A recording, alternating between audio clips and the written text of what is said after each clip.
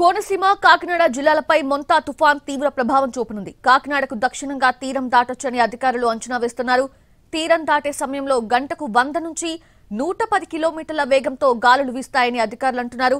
మరో 72 గంటల పాటు భారీ నుంచి అతి భారీ వర్షాలు పడతాయని చెప్తున్నారు.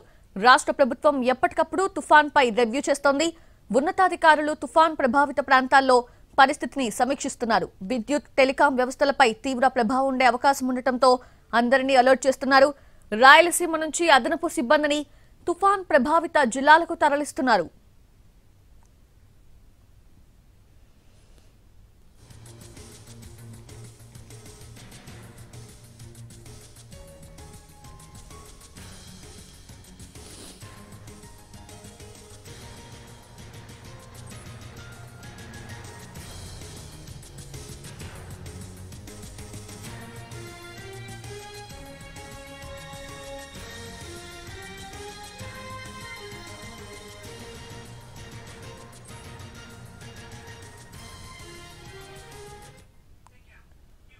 కోనసీమ కాకినాడ జిల్లాలపై మొంతా తుఫాన్ తీవ్ర ప్రభావం చూపనుంది.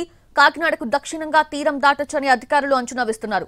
తీరం దాటే సమయంలో గంటకు 100 నుంచి 110 కిలోమీటర్ల వేగంతో గాలులు వీస్తాయని అధికారులు అంటున్నారు.